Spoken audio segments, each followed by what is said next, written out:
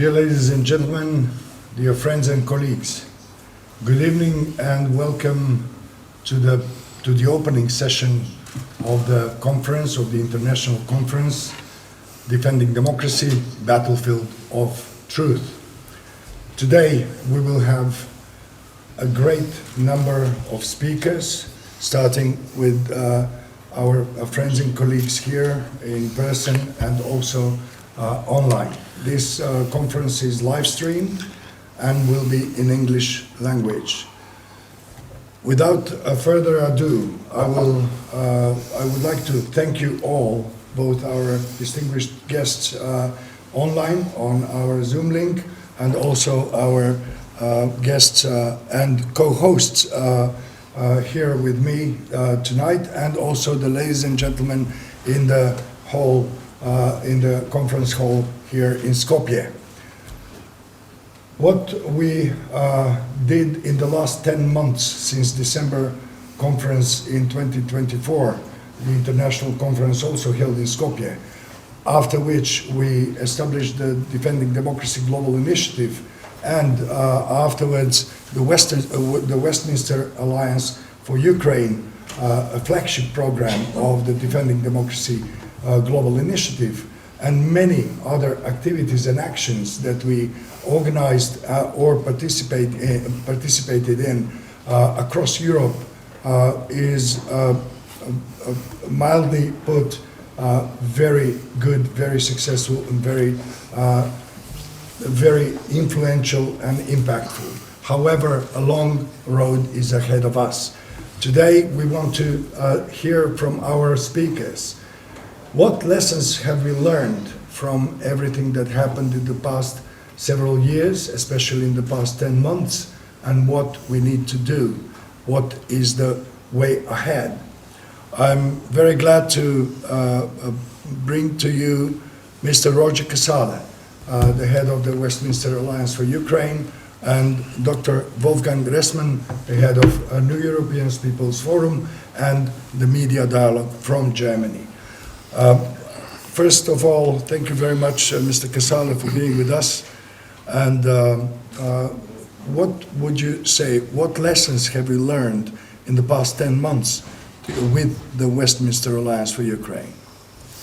Well, thank you very much indeed, Javier. And let me start by adding my thanks to our very distinguished guests who are joining us online, to all of you here in the room in Skopje, in North Macedonia. Thank you for coming to join us here at the Hotel Continental in Skopje, Macedonia this evening, and to all our audience watching around Europe and internationally at home. And it is remarkable the progress that we've been able to make, as you've said, with the Westminster Alliance for Ukraine after our conference in Skopje last December.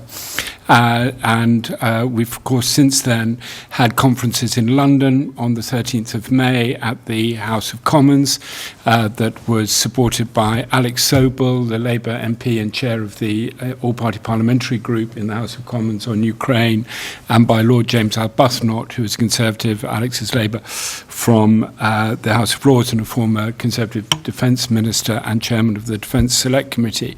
And of course, last week we were in Rome together with you, Javier, and with the help of Emanuele Arricchiello, who will be speaking to us later this evening, from the Centro Studi Internazionali, our Italian partners, for a conference in Rome, where we had the contributions from think tanks and many others, but crucially from Senator Filippo Sensi, who is a senator from the centre-left, and Emanuele Lopefido, who is an MP from the lower house, the Chamber of Deputies, and from the Foreign Affairs Committee in the Italian Parliament as well. Because just to remind our audience and all of you here in Skopje and also those watching at home, the Westminster Alliance for Ukraine is primarily a network of networks, actually.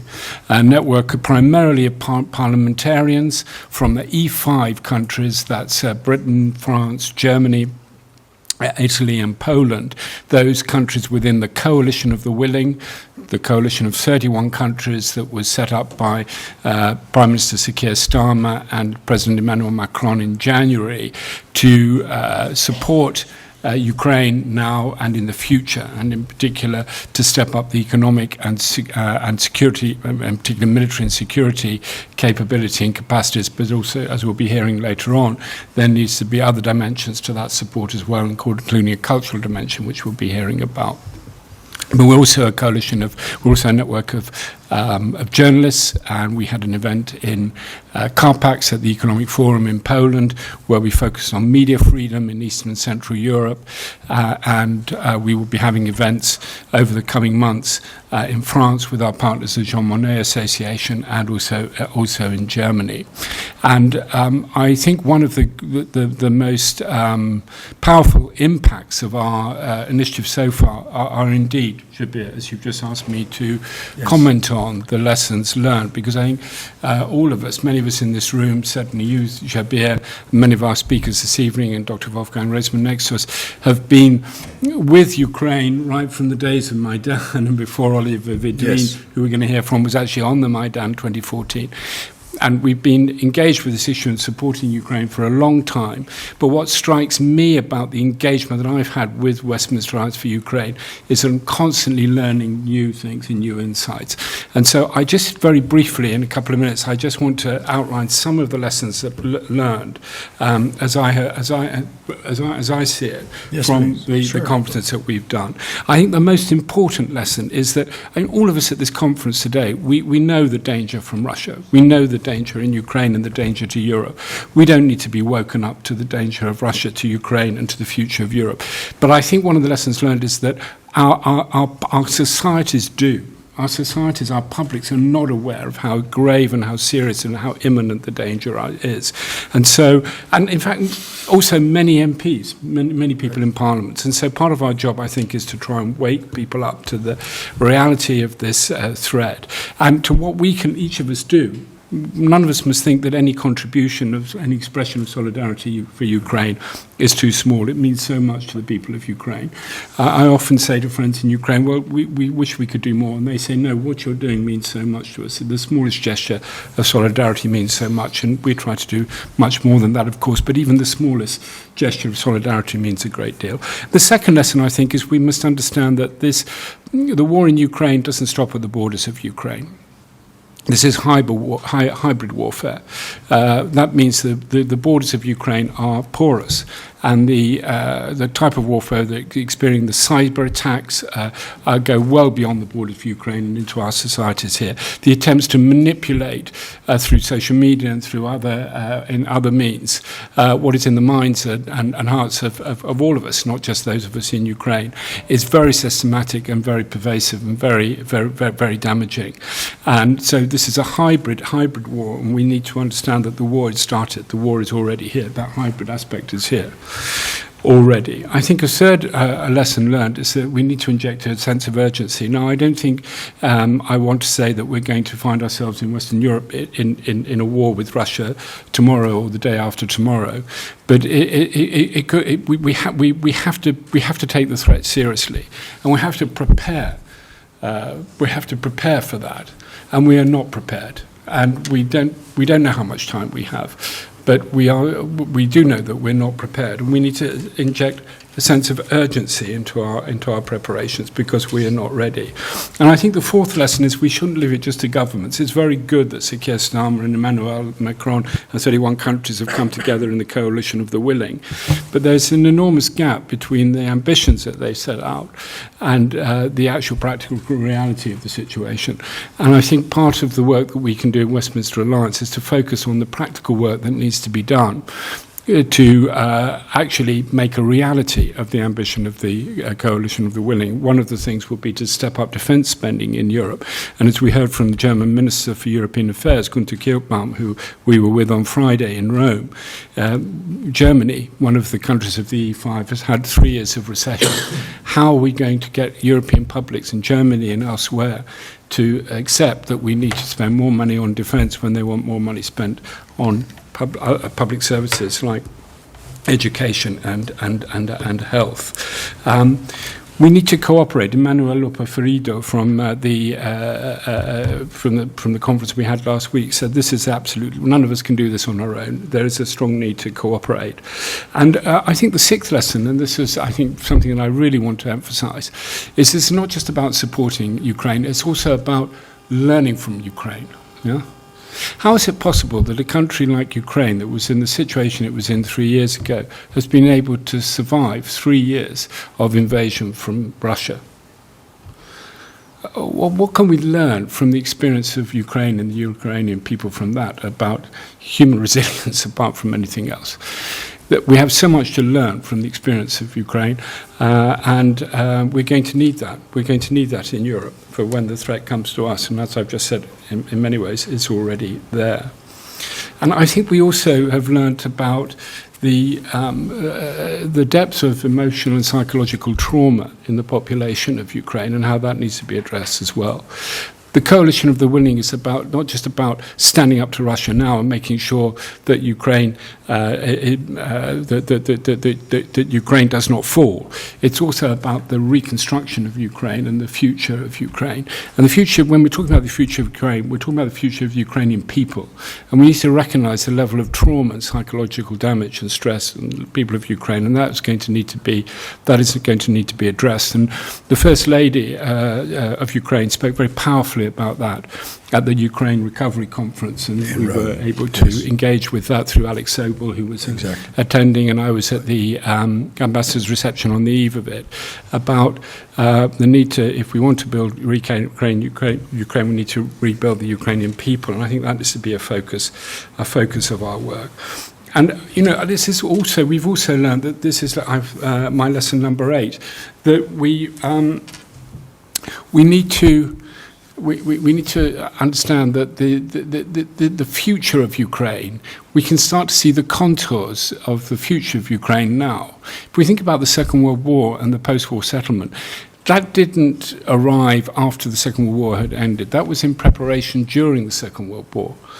And the new Ukraine is being prepared, even as people stand and give up their lives and livelihoods in standing up to the Russian aggression and the Russian invasion. And we can be part of that conversation, and we need to be part of that conversation. And my lesson number 9 is that we have to believe in ourselves. We have to believe that we are strong enough if we stand together to stand up to the Russian invasion, the Russian attack. And we need to remember that, as I said at the beginning, that President Putin isn't just interested in taking over the territory of Ukraine. He wants to erase the love of freedom and democracy in the hearts of the Ukrainian people. And if he got the chance, he would erase it from our hearts as well. And so this is really very much a fight, not just for territory, but also for our identity and our values. And these are values, and this is an identity that I think is very widely shared, not just in Ukraine. And that's my lesson number 9. And that brings me to my lesson number 10, that I don't think we can, one of the things that we have learned from the activities so far of the Westminster Alliance for Ukraine, as you can see, it's a lot, and I could go on, but I don't have time, so I've limited myself to 10 lessons. The future of Ukraine is the future of Europe. If we lose the fight for the future of Ukraine, we lose the fight for the future of Europe. And as I've said, you know, it's a hybrid warfare. It's not just something that stops at the borders of Ukraine. And we've seen this recently in Moldova, the attempt by the Russians to interfere in the election in Moldova. But we've also seen that in Moldova, if we do stand together, if we do believe in ourselves, if we do affirm and assert our right to be free and to defend our democracy, we can stand up to this kind of hybrid warfare. And that was not the result that Putin wanted from the election in Moldova. And I think that brings me nicely to our next speaker, my colleague, Dr. Wolfgang Reisman, from the chair of the European People's Forum and Media Dialogue, to say something to us about that aspect, and in particular, as we're here in the Balkans, how the hybrid warfare is affecting us here. Thank you very much indeed, Wolfgang. Thank you. Yeah, thank you very much, Roger, for your 10 points which we learned in our engagement for Ukraine. I can add some more with my experience. First, I want to introduce myself. My name is Wolfgang Ressmann. I'm coming from Germany. I'm chairman of the New European People's Forum and also an organization called Youth for Media. We are running Erasmus Plus projects in media literacy and practical work with young people and youth workers. This is one point, but the other point concerning with Ukraine, we are running since 10 years a project called Media Dialogue. Media Dialogue was started shortly after Maidan in 2015, and the idea was to bring together journalists, students of journalism, scientists and NGOs to support first Ukraine's fight for a new society after the Maidan revolution, and bringing the information how a media system could work, how we can help each other in building a new Ukraine built on principles of European values, of freedom of press, freedom of speech, and all the things. We thought that now the time was coming for this values, and the idea was also to bring other former Soviet republics in this network, and so the Belarusian Journalists Association joined us, and a year later also Georgia and Armenia. In Armenia, a group of artists, and in Georgia, Caucasus University and some NGOs. And last but not least, in this project, Moldova is the next partner of Media Dialogue.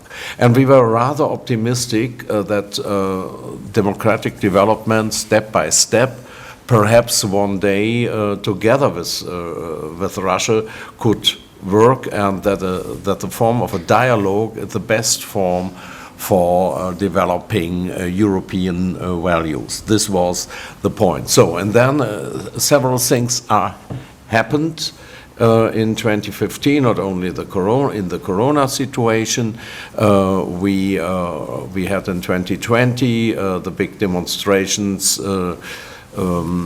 against Lukashenko's regime, the stolen election. You remember perhaps the big demonstrations in Belarus.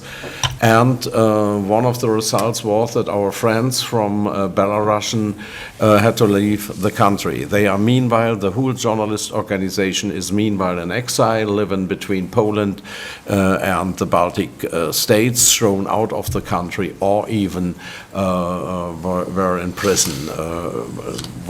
I want to tell you one example that shows what it means, concretely means for humans to live under this influence of Putin ideas. A young journalist, 20 years old, I know her, we just were in contact.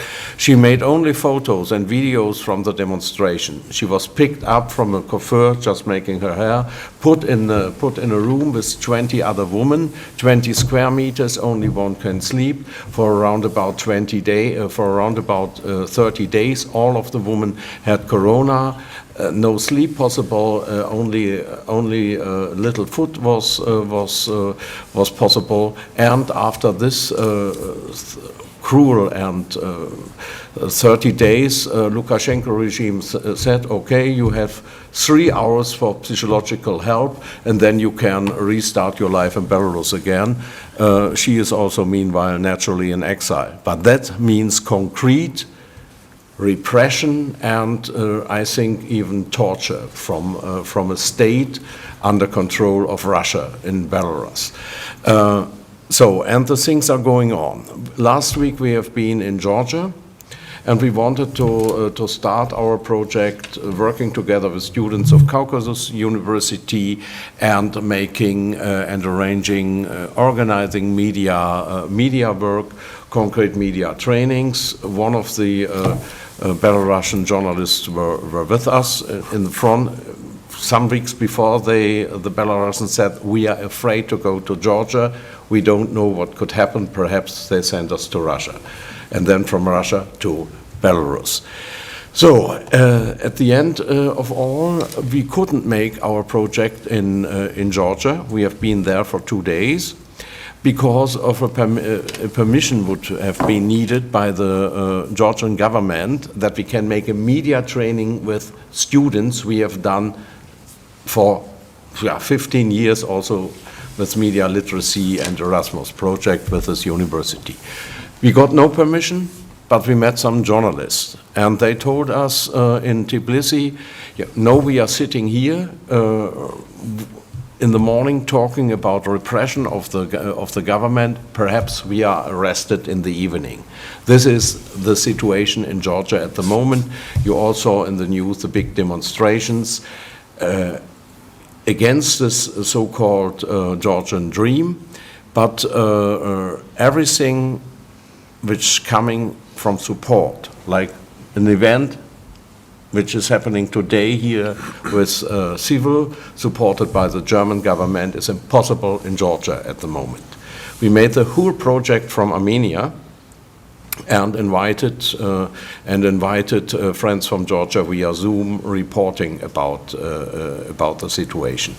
That means very concretely what's going on when we don't stop this war in Ukraine and we don't support Ukraine to defend themselves, the people and the state, as an independent state which has the right to go its own way in a European future. If we don't support Ukraine, next steps will follow. I had been in 4 weeks ago in a project in Tallinn, where the just in the days where the Russian jets for 12 minutes were in the airspace of Estonia, and so these threats are all real, and the consequences of these steps we see and we have seen in the Ukrainian war.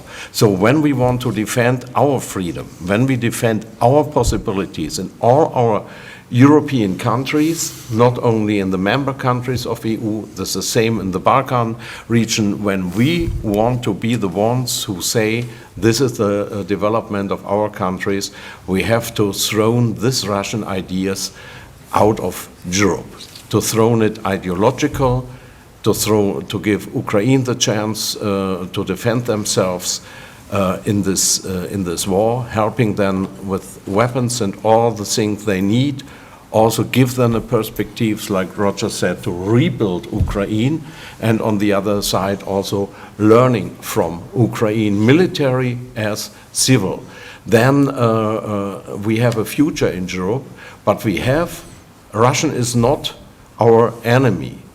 We don't want to make war against Russia, and no one in Western Europe, no one on the Balkan wants to attack Russia. This is absolutely clear. No one wants Russia to be to lose a war. No one wants that, but we want to protect Ukraine because we want to protect our own values, and we want to live in a society where things like I told in Belarus could not happen, where freedom of press is possible, and where things like we are making today together with North Macedonia, Germany, and the Westminster Alliance for Ukraine is possible, and we can discuss all the issues. Therefore, we fight common with Ukraine and supporting Ukraine. This is my experience about 10 years of media dialogue in the former Eastern Partnership countries. Thank you very much for your attention. Thank you, Dr. Ressman. Indeed, it is a very good lesson learned in most practical terms that you bring to us to this conference, which is extremely valuable contribution to understanding on what is going on, but also, even more importantly, what needs to be done. And obviously this is happening. The story of the Westminster Alliance for Ukraine, as well as the story of the Defending Democracy Global Initiative, is a story of people coming together. And in that sense, we need to mention and to thank our partners, including Jean Monnet Association from France, which is with this program since the beginning and actually is an essential part of what our actions are. Furthermore, Centro Studi Internazionali from Italy is another partner very important with very important contribution to our actions. And that brings me to the next invitation. Actually, we've been part of the conference, high-level event in Rome last week. We in organization of Centro Studi Internazionali, and I'm very pleased to see Deputy Director of CSI, Mr. Emanuele Erichiello, who I will invite to tell us a bit more about what happened and what's next to be happened. I'm sorry, Emanuele, if I can, just one little remark. I know that it's completely clear, but in order not to have any misunderstanding, from Wolfgang's presentation, we want Russia to lose the war because it's the only precondition to continue the normal life of the continent and of the world in general. Just a little clarification there. Mr. Erichiello, thank you for joining us to this conference, and please take the floor. Thank you very much, Xabi. Thank you very much, Roger, and thank you very much, Wolfgang. Like, this was extremely great to it's great to be here with you, even though online, and really, like, it's my pleasure to make this very brief contribution to this wonderful event, and well done on making it possible. As you already mentioned, I think it's right to start briefly with what happened on Friday, and then, like, I'll make a very brief statement, kind of reiterating already what I've said both in London and in Rome. First of all, let me say that we are really pleased to be partner of this initiative. And thank you very much for bringing us on board. And we were pleased to organize the event that happened on last Friday in Rome, where we had Italian MPs and senators.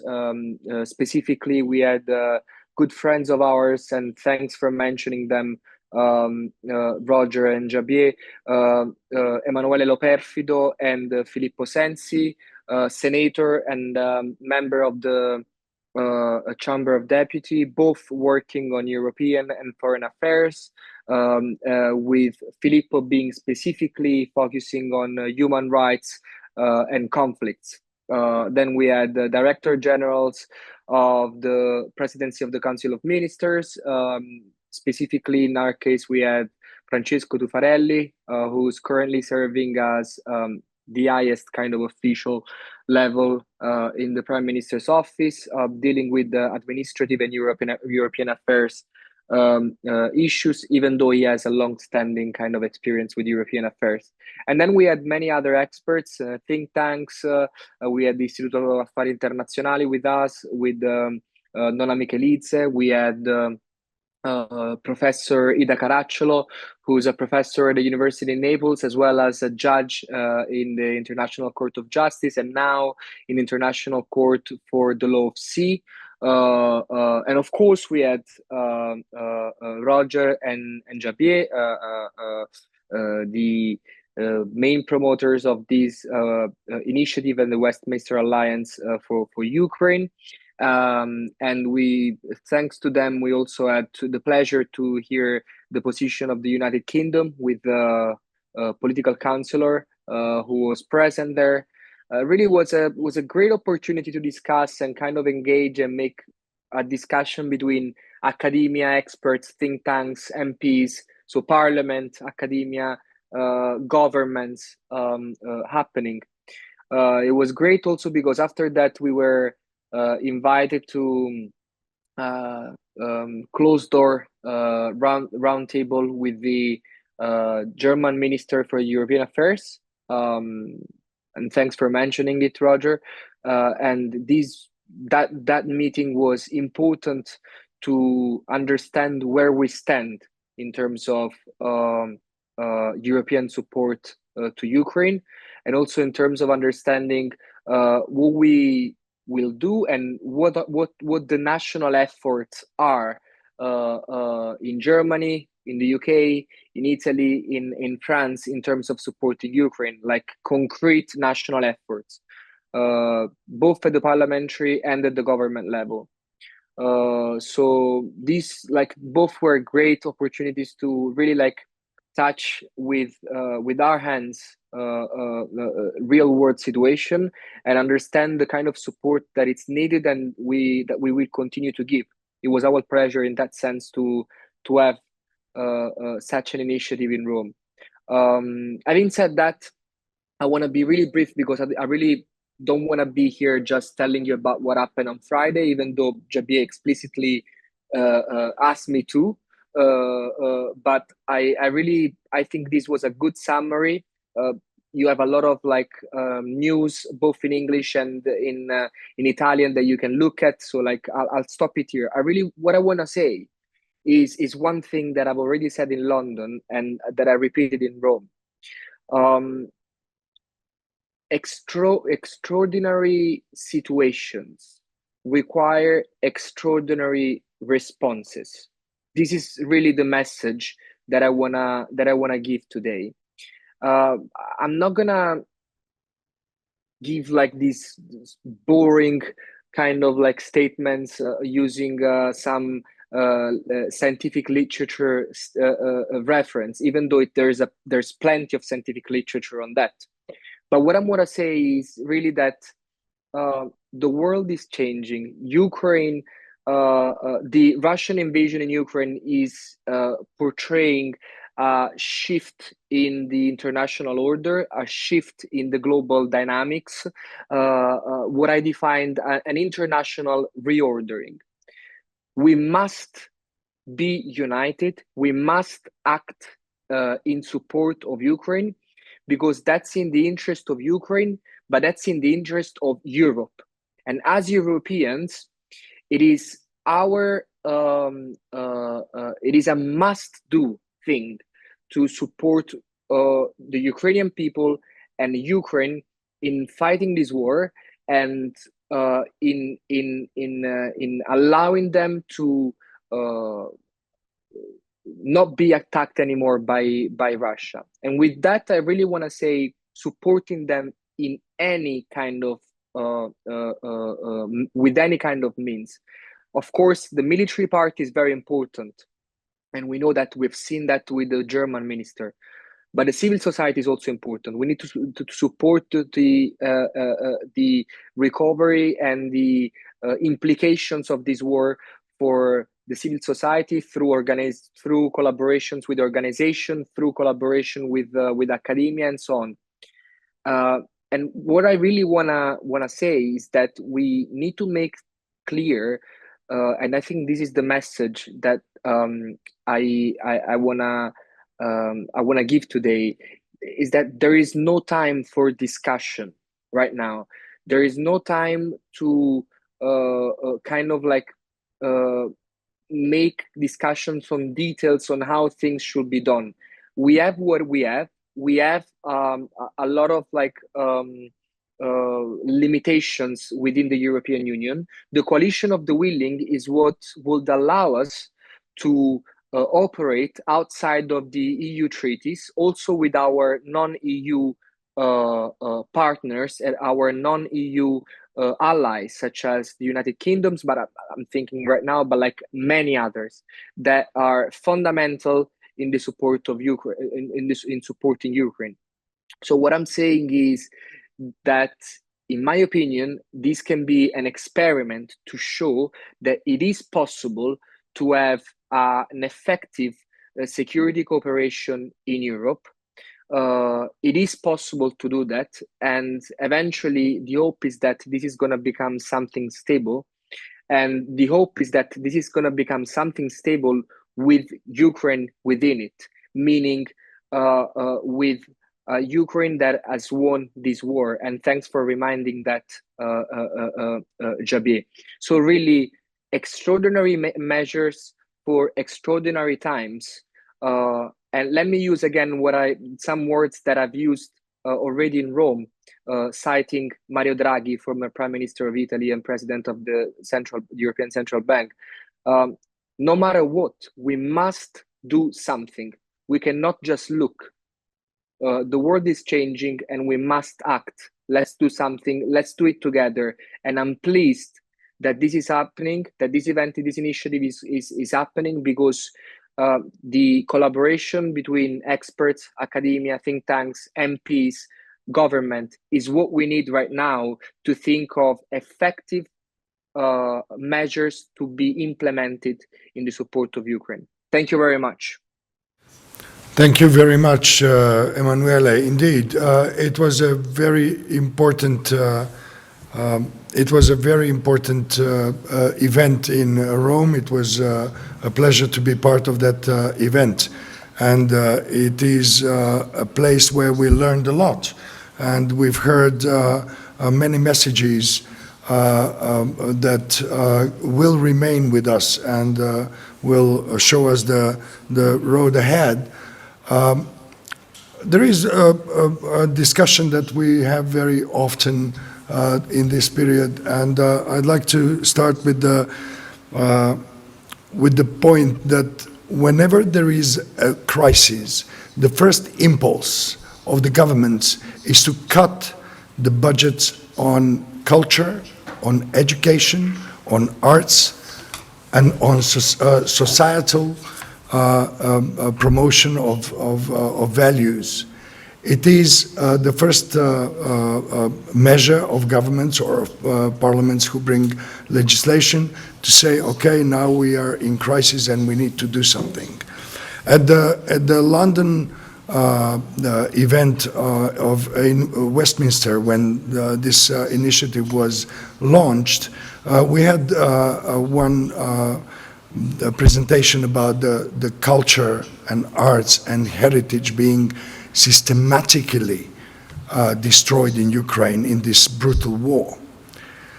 Before coming to this very same speaker who spoke in May in London, I'd like to invite Mr. Friso Viersum from the European Cultural Foundation, with whom we had an exciting conversation recently. And I'd like to see or to ask Mr. Viersum to remind us of the importance of culture in the context of aggression, of imperialism, of wars, as we see currently by the side of Russia against Ukraine and the hybrid war against Europe. Hello, Mr. Viersum, the floor is yours. Hello, Javier. Hello, everybody following live in Macedonia or online. It's a pleasure to be with you. I'm representing the European Cultural Foundation. That might not ring a bell with everybody yet, so allow me to shortly introduce the European Cultural Foundation, which is a long-standing foundation working to promote culture in Europe, not just for the sake of promoting culture, but because the European Cultural Foundation, by means of its statutes, wants to help grow a sense of European belonging by developing and supporting cultural initiatives that bring people together, that inspire hope, foster democracy, and imagine a shared future for Europe. We're now in our 71st year, so we celebrated an anniversary last year. Our celebrations were not too huge because we think that our mission is perhaps more urgent than it was in many of the decades behind us. And Javier, when you're talking about governments that try cutting out on culture in times of crisis or times of war. There's a very famous saying that I don't know if it's completely true. A minister proposed to Winston Churchill in the times of the Second World War that maybe they could spend a little bit more money on the war if they will cut down their expenses on arts and culture. And it is too good to be true. So maybe it's not true at all, but it is too good a quote not to use. Then Winston Churchill apparently answered, but if we were to do so, then why are we fighting a war? And I think in that little answer lies a lot and below the surface. If we want to make Europe our home, and I think Eurobarometer opinion polls have been showing that there's a growing sense of European belonging with populations in member states. We also see that in many not member states, there is a idea of Europe that they like to belong to. And maybe that idea needs being refreshed with every generation. And then we're talking about the idea of democracy. We're talking about the idea of rule of law. We're talking about culture as a means to learn from others, to learn about yourself in order to reach out to others and build societies together, whether that be for the now or for the future. And it might be, referring to Roger's 10 points in the beginning, that this is a new era. Maybe we're not only living in a post-truth era, but we might be living in a post-law era, where a lot of the lawmaking that has built our societies over the last, let's say in Europe, post-Second World War years, has built our societies that keeps them together. And that might have been happening at a European level, but that one thing that happened with a lot of nation states when they were emerging in the 19th century, to have national musea, to have national newspapers, to have a national public space, those are things that might still be lacking in Europe. So if we are talking about the future of Europe by means of culture, it means that we will also need to develop a European public space, that will need to be thinking about a shared sense of belonging in Europe, that we need to think about safe spaces where Europeans of various backgrounds can meet, whether that be online spaces or offline spaces. And I think in all of these measures, culture, especially framed in the way how we at the European Cultural Foundation look at culture, that space where we negotiate how we want to live together, is something that is of extreme importance. The European Cultural Foundation is active in all member states of the Council of Europe, so 20 more than in the EU member states. And for us, culture is really the realm in which we can bring people, networks, initiatives together. So when we are making a strong case for culture to be higher on the strategic agenda of the European Union, and also having a little bit more money allocated to culture in the upcoming multi-financial framework, this is not because we think culture needs to be there for culture's sake. We think culture needs to be there to allow all of us to democratically discuss how we want to live together. So as part of our campaigning for a more strategic place for culture in finances and strategy of the European Union, we've also stressed that we also need a European cultural deal for Ukraine right now, to support the cultural sectors in Ukraine itself, to support cultural diaspora of Ukraine and in the rest of Europe, but also to start thinking already about the rule of law and democracy in Ukraine now and following after the war. And in our view, culture is that one realm where all things come together on how do we want to live together? What is our rule of law? What are the foundations for our society if we speak about participation, inclusion? So yeah, there's a lot at stake for culture, and looking at the bare minimum in a war that Ukraine is suffering from since 2014, there has been a lot of attacks on its cultural heritage, because as the European Commissioner for Culture, Mikalev, kept on repeating during a few of our cultural deal for Europe conversations. If you want to attack a nation, you attack its cultural heritage. And by Russia's war on Ukraine, it is not only a war for territory, it's a war on the minds of Ukrainians, on the rule of law in Ukraine, on Ukraine making a decision themselves to join a union that is value-driven rather than imperialist-driven. So in order to support a lot of the cultural actors in Ukraine, and we're a foundation, we also run open calls.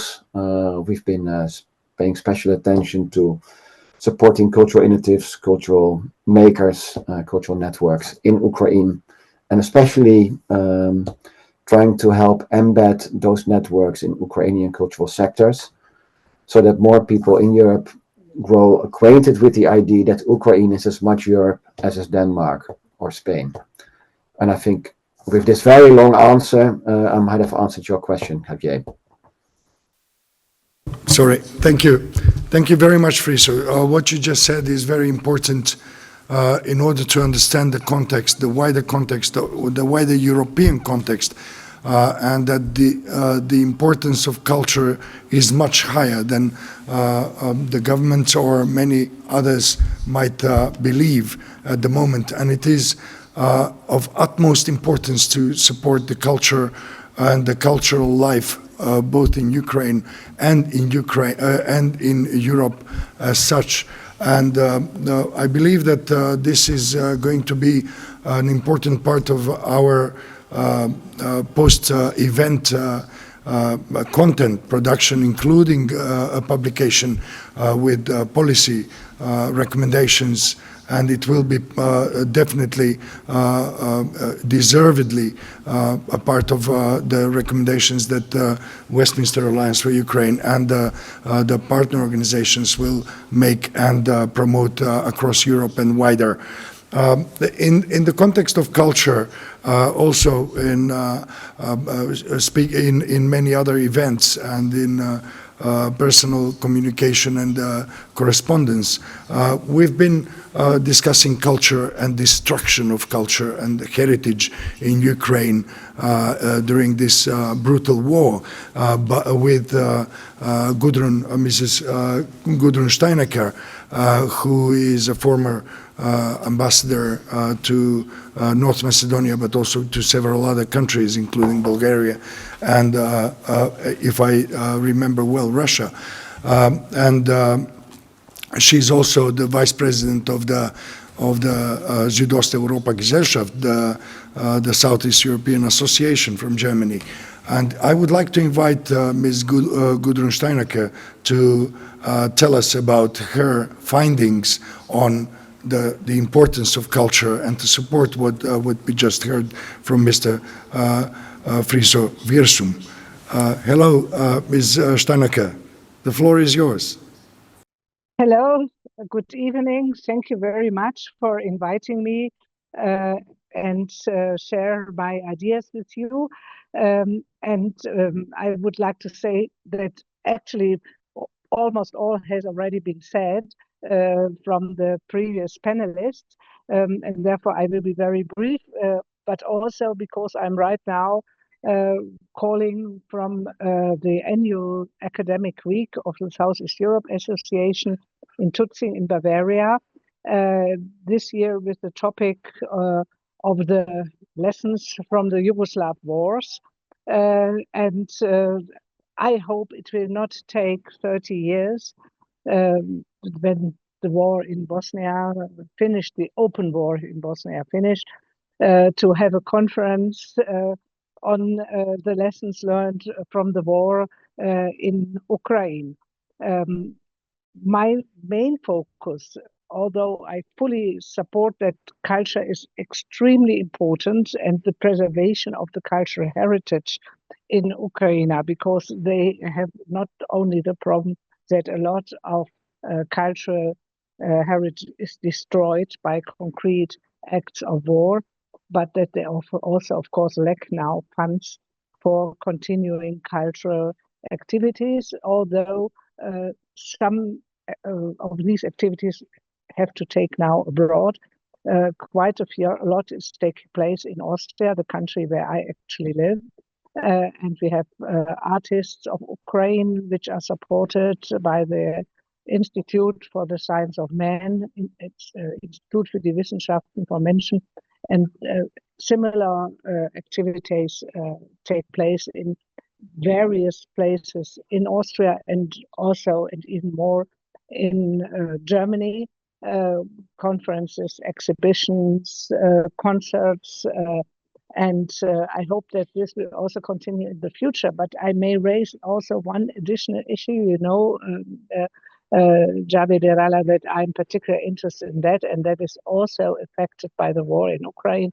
That is nature and environment. I'm a nature protection activist, and see with great worry what the war is doing to Ukraine.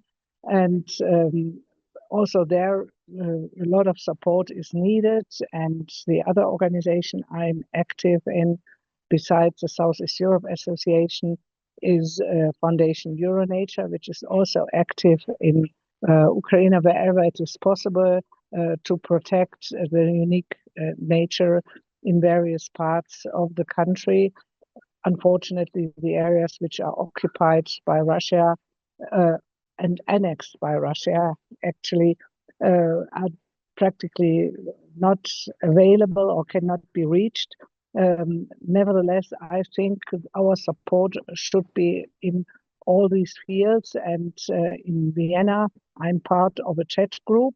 It's called Ukraine in NATO, but it is a broad exchange of Ukrainians living in Vienna and activists, Austrian activists, who also collect money for very concrete projects to support Ukraine in the field of culture, education. We had in the Maurer Center in the very center of the city of Vienna, a wonderful exhibition with children paintings and drawings by an Ukrainian woman who is working with children in exile in Austria, but she returns regularly to Ukraine to work with these children. Painting can help to overcome the traumas of the war, or at least tackle them and live with them. And I think also these activities are very important. But for me, it is also very crucial to raise once again the issue Dr. Ressman talked about, disinformation. I'm also in a group of activists in Austria and Germany who are fighting Russian disinformation as a very important part of the hybrid war. And today, the long-term correspondent of the German press agency in Belgrade, Dr. Thomas Brey, held a lecture in the foreign ministry in Berlin about disinformation, Russian disinformation, to be concrete, in the Balkans. It is worst, of course, in Belgrade, as you can imagine, in Serbia, but it is also taking place in all other parts of the Balkans. And I think also there, German institutions, organizations should support your countries and your journalists and media in fighting this disinformation, which in my view, this hybrid war is extremely dangerous, as was said before, and we have to do everything possible to fight it and to explain to the ordinary people as far as you can reach them. Under the present circumstances in many Balkan countries, media are not really free, and journalists cannot always reach out to all of the public. But as far as it's possible, we have to inform and to explain and to disclose all these actions of disinformation. Many ordinary people do not really understand what is going on. We are all activists and, of course, know about it, that we have to reach out to people who are anyhow confused because of all the conflicts and problems going on. And I see also what is going on now with the Gaza war, which has a huge impact, at least in Germany, a little bit less in Austria, but in many countries as well, as part of the general confusion and disinformation of a broader public. People cannot distinguish between the conflict which is going on in Ukraine, and I can say that I had a good example of that, because the day before yesterday, before coming here to that conference, I met a German journalist, and it was obviously not possible to explain that not only, although it is absolutely terrible what's going on in the Middle East, the conflict in Gaza is not the only one which is going on right now. And that in Ukraine, the effects of the war are very similar to that in Gaza, perhaps not at such a very relatively small place. Ukraine is huge, but still, Russian drones are affecting towns in the very west of Ukraine, are very close to the border. People are killed, buildings are destroyed, cultural heritage is destroyed.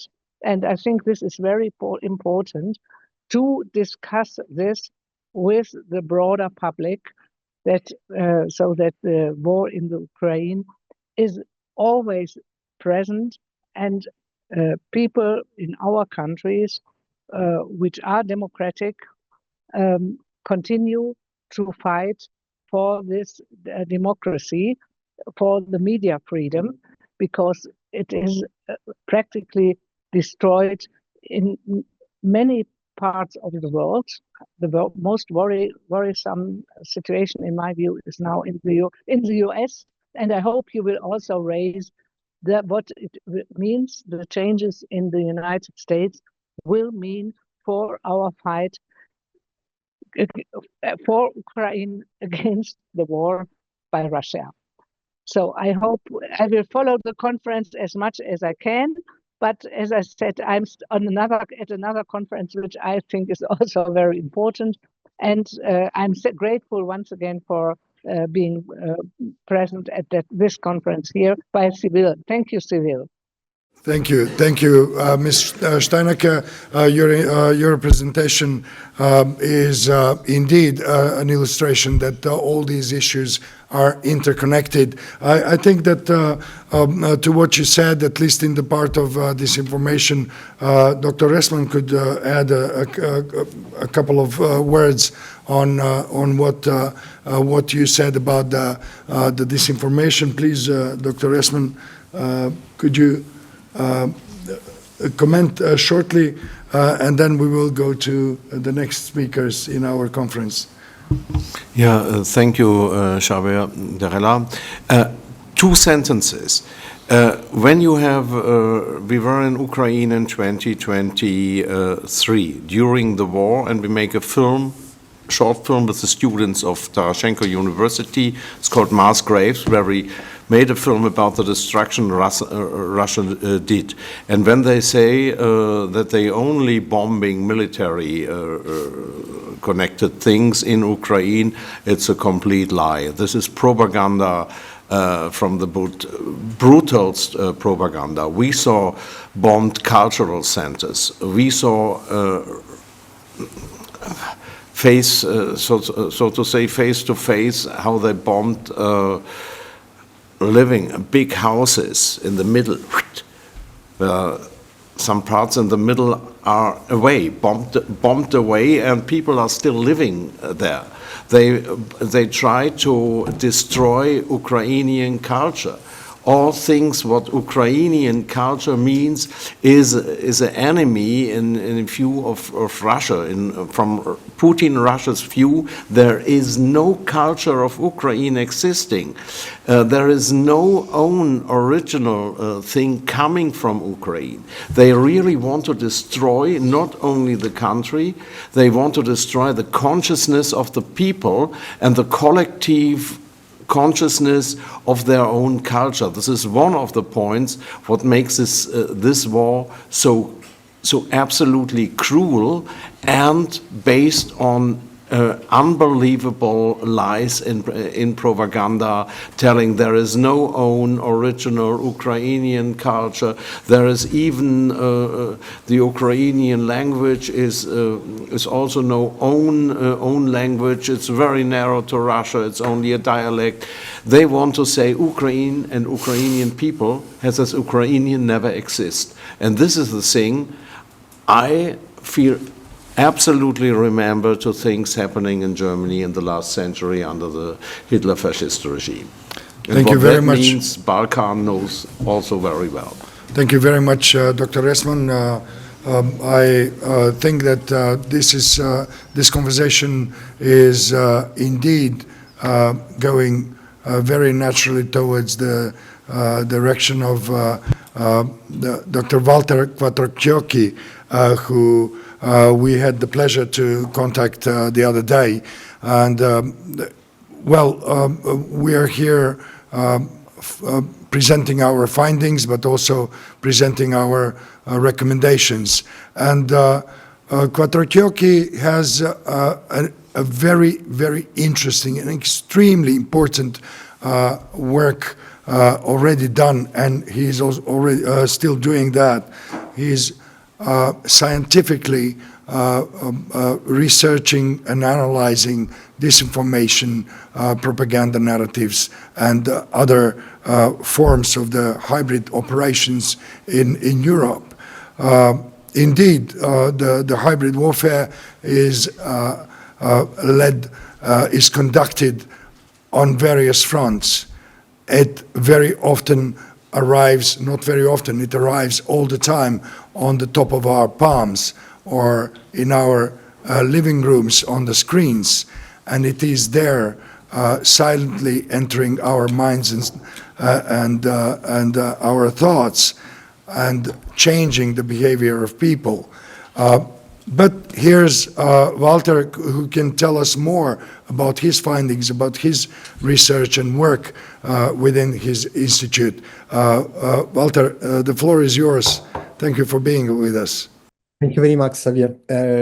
Thank you for being here and for the invitation. I will try to be brief and a little bit provocative in the case, especially because when I'm listening about misinformation and participating in this conference, it looks like we are always in 2017. So nothing changed after years, in a sense that we are always saying, basically, we are looking at the scenario in which we are looking at a fight between fake news and real news, while the scientific perspective is pretty much more complex and, I would say, dominant in this issue. It was pretty nice. I mean, historically speaking, I was I was in the advisory of the European Commission during the the beginning of fake news, no? So at the very beginning, in 2016.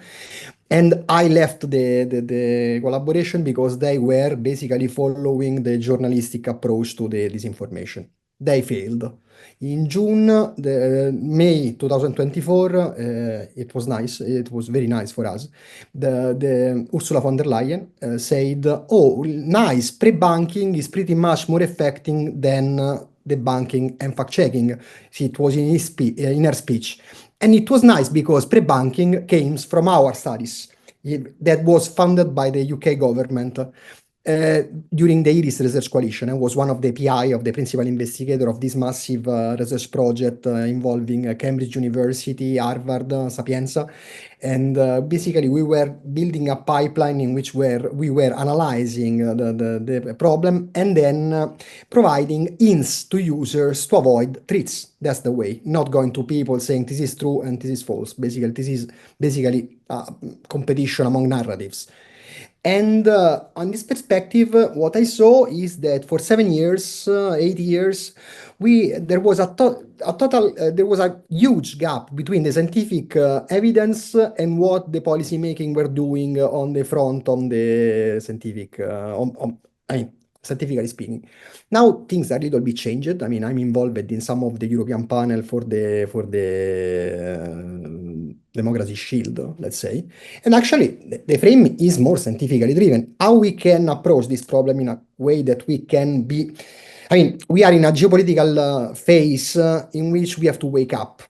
Otherwise, things are gonna be messy, on my perspective. On one side, we have the opportunity, because it's an opportunity to have Trump on the other side of the ocean, because we can wake up and then decide a little bit what we can do and what we can drive in this direction.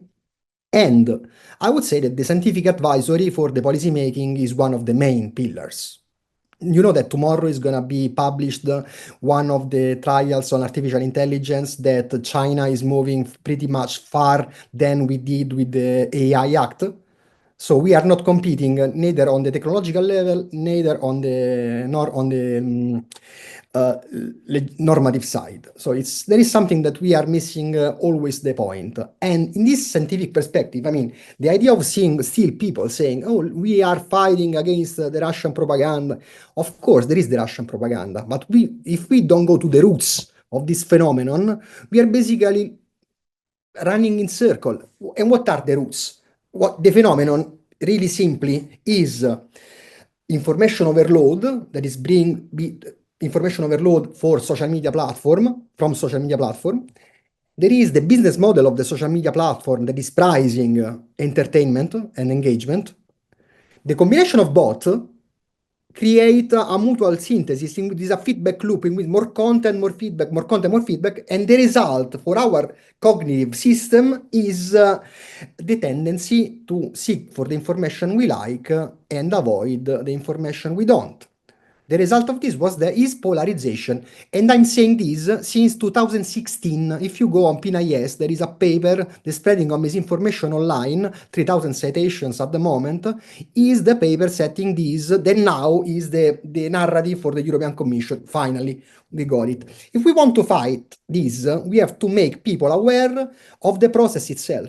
We tend to polarize, and we have to be aware that it is the business model of the social media platform pricing this polarization. And the result of this polarization is not that people are more easily trusting in the Russian propaganda.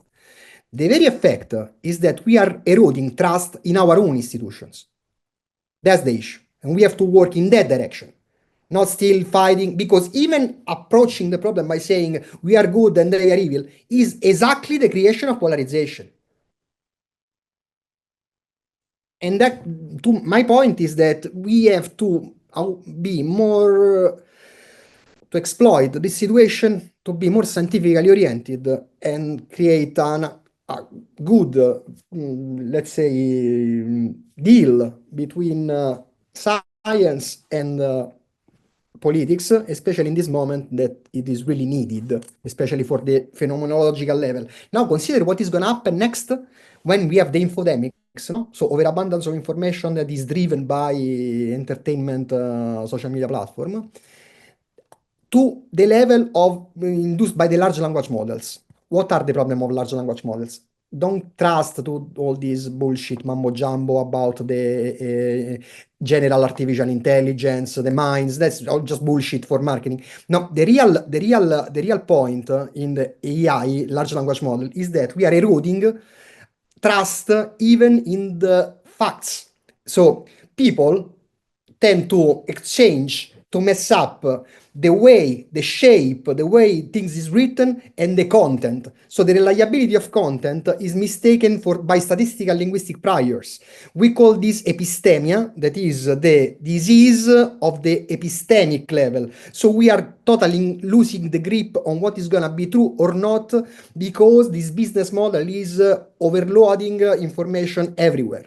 And this is going to be, to me, a very huge problem, because we tend to delegate blindly tasks to large language models, but when we receive the output, we are not able to see if it is true or not, if we are not enough aware on that. I'm seeing a lot of philosophers now presenting a discussion about large language models, transformers, mathematics, everything driven by large language model. The problem is that most of the things are wrong. How we can fight at epistemic level and opinions forming and democracy in this environment we are gonna see is already here at the moment, and it's gonna be worse. Thank you very much for these provocative thoughts that you shared with us. Of course, there is a lot of food for thought here, and I believe that it will be noticed by those that create policies and practices in the future. Indeed, it was important to hear from you and to learn a little bit of your research and thinking. Next, I would like to speak to Heather Robertson-Gaston. She's coming from the United States, and she's currently in London, but working for the Virginia University in the States, and also a human rights expert. In that context, I would like to ask Heather, what should be the human rights agenda of Ukraine once the war is over? What's the human rights agenda, according to you, for Ukraine and therefore for Europe and beyond? And hello, Heather. Great to be with you here. Just for the audience and for the other contributors to this great event. Heather is one more of the authors of this book, Defending Democracy and Human Rights, that has been published in March this year, just before the launch of the Westminster Alliance for Ukraine. The other three authors are here at this table. Heather, we miss you here, but of course we will have to be satisfied with you online with us at this event. The floor is yours, Heather. Okay, thank you so much for having me, Jabir, Dr. Ressman, Roger, all of you. It's nice to see some familiar faces from that conference, and I have to say that the things that I heard in December, the conference out of which this book grew, that Jabir just pointed to, I think of. I think of every day. These are the things we need to be, broadcasting to the rest of the world, the recommendations about defending democracy and human rights amid this kind of rising tide of authoritarianism and unfreedom. But I'm happy. Oh, but I think I said I'm so sorry I'm not there. Because I really truly am. Everybody knows that Skopje is my favorite place to be, and you're all my favorite people to be with. So I'm quite bummed, but I'm happy that I'm going later in this group because as I've been listening, I've been like deleting because I don't have to tell anybody that the question of what will we do about the human rights situation in Ukraine? How will we rebuild things there after the war is over, when we don't know when it will be over, we don't know what the ceasefire will even look like. I don't have to tell you that it's not a premature question to be asking. It's a question that we really we do have to be asking now because on the one for one reason is that we do know in these situations of peacekeeping and post-conflict reconstruction, all of which includes a very important human rights component, we do tend to know in advance a lot of what we will need. And in Ukraine, a lot of it is obvious now. I'm sure I'll miss something, but of course, we know we will need to rebuild housing and infrastructure, obviously. And we know that there are abuses that can occur when that happens, abuses against workers, abuses against those who are trying to access the housing and other kinds of services that they need.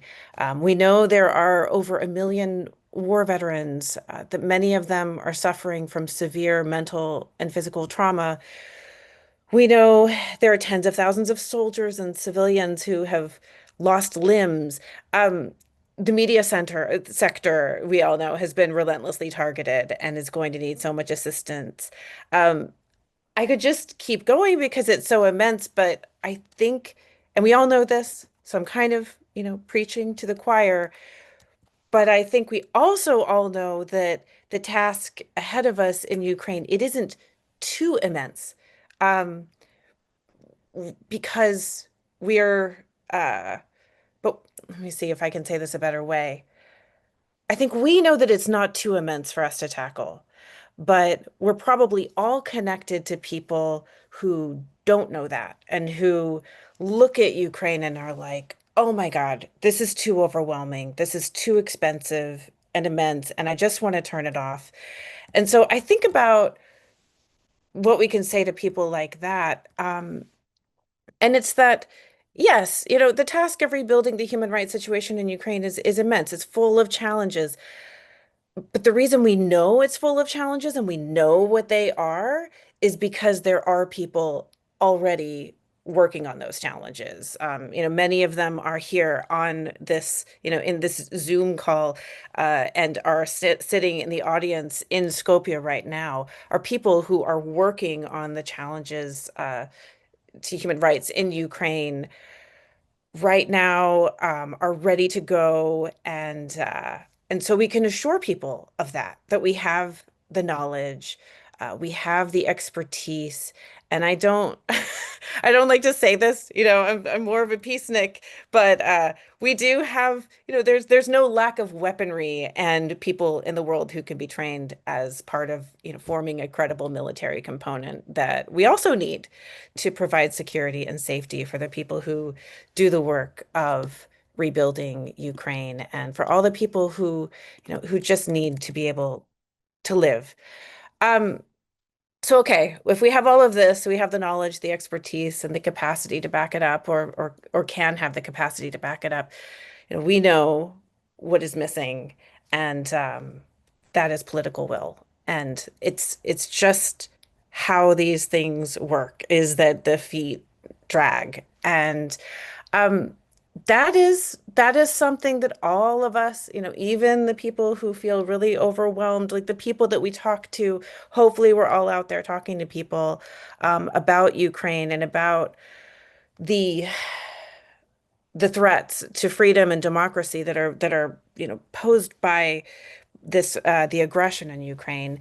Um, that uh, that there are solutions, that we do have the capacity, and we can reassure people, but we need the political will. We need people to believe, this, we can really accomplish something here. And not only can we accomplish what needs to be accomplished here, but we have to. And I guess that's probably that is probably what makes this mission that we will all face in Ukraine.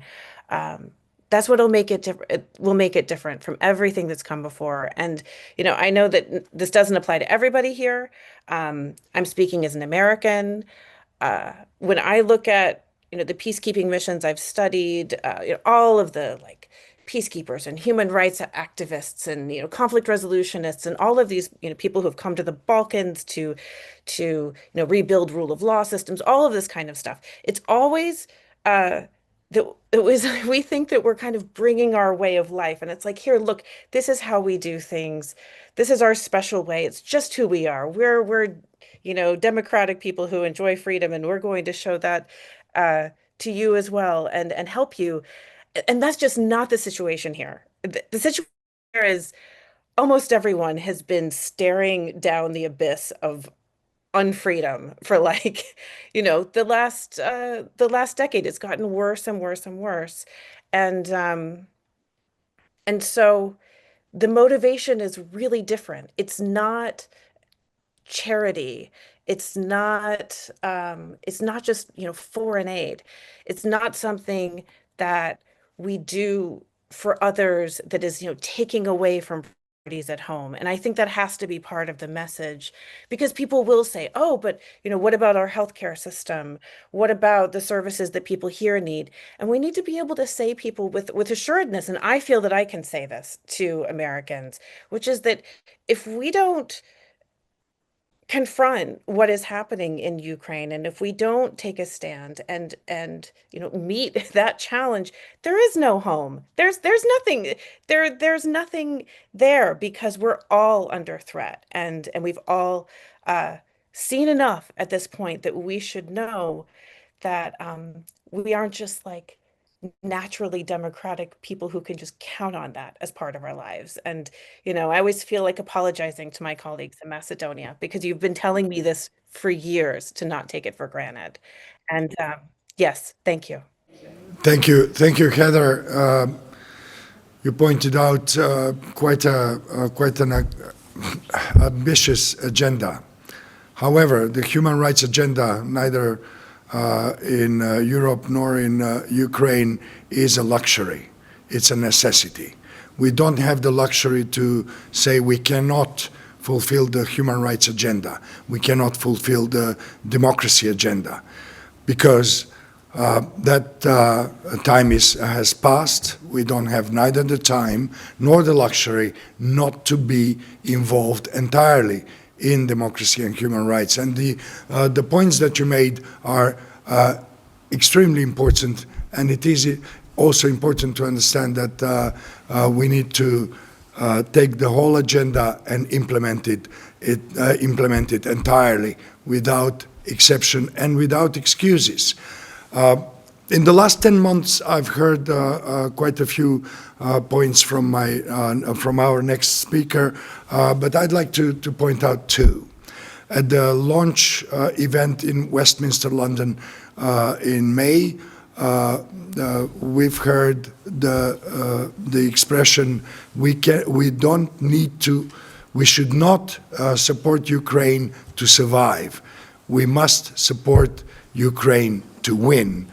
And the other point was made in Rome the other day at the high-level event in Rome, organized by Centro Studi Internazionali, and it was about the trauma that the Ukrainian nation, the Ukrainian citizens, the Ukrainian soldiers, fighters, have gone through and still are going through, and that it is a huge challenge for the Ukrainian nation, but also for Europe and for the world.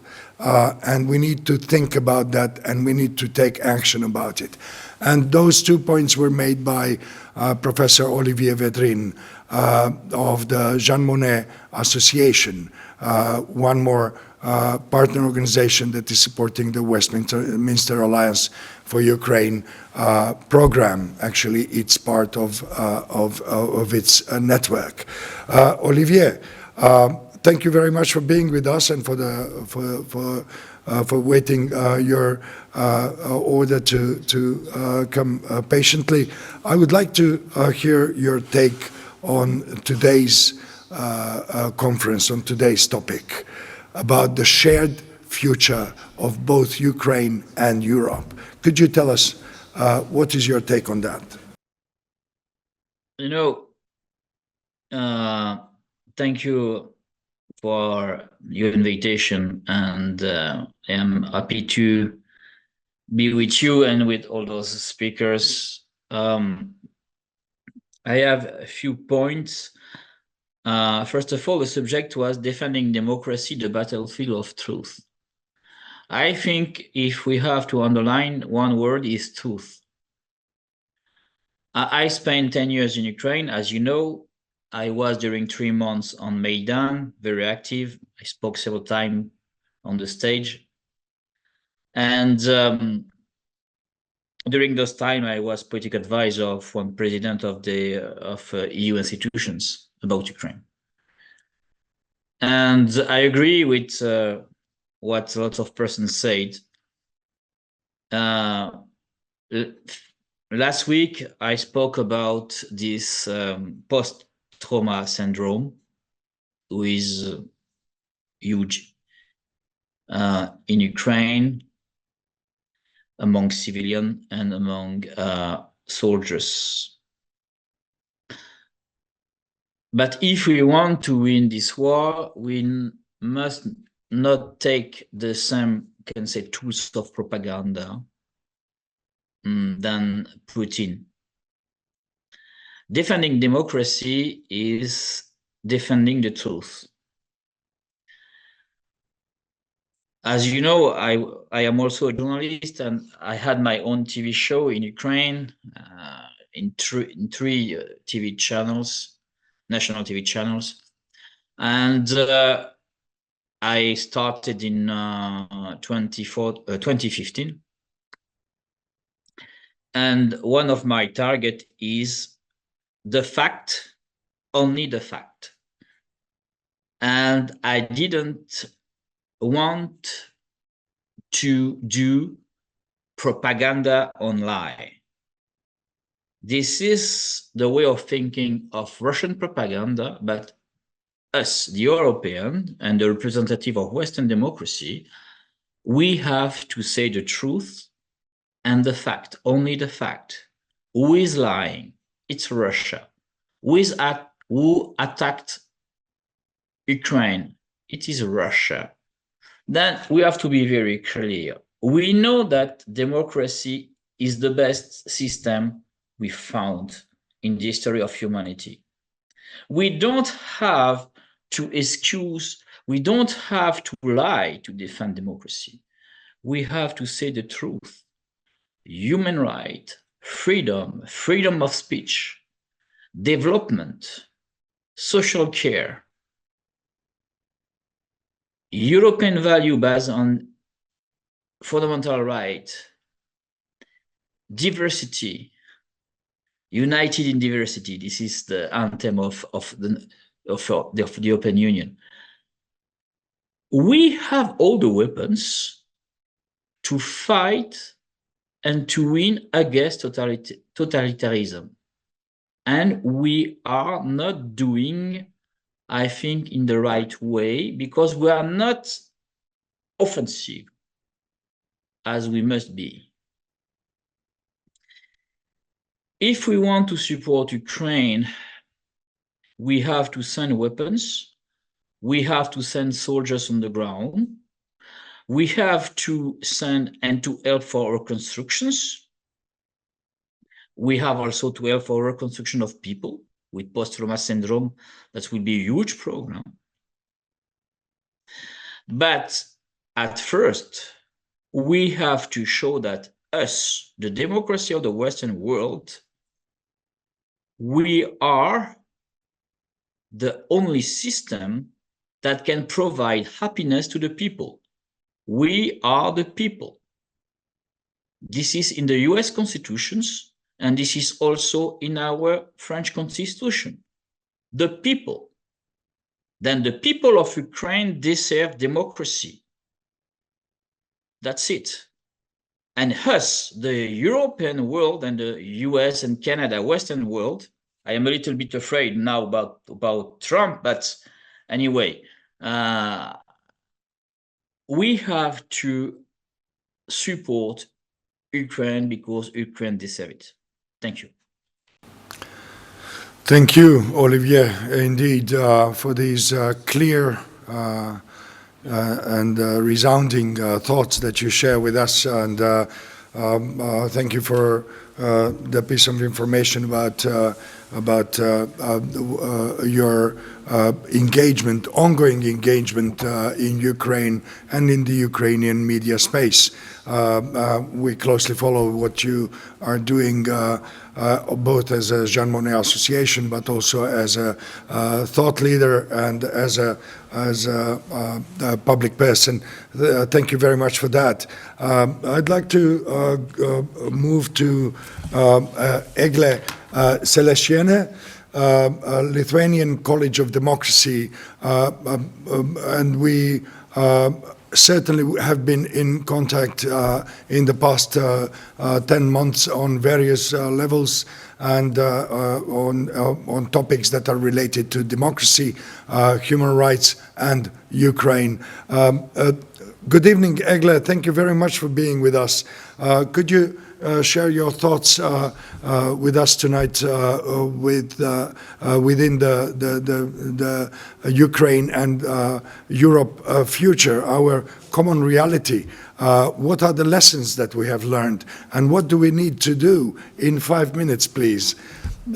If you can. Of course, it's impossible to express all of our thoughts and our experience, to share the experience in only a few minutes, but certainly it is worth making an outline, which is later going to be part of our further communication and work together towards the issues that we are trying to overcome.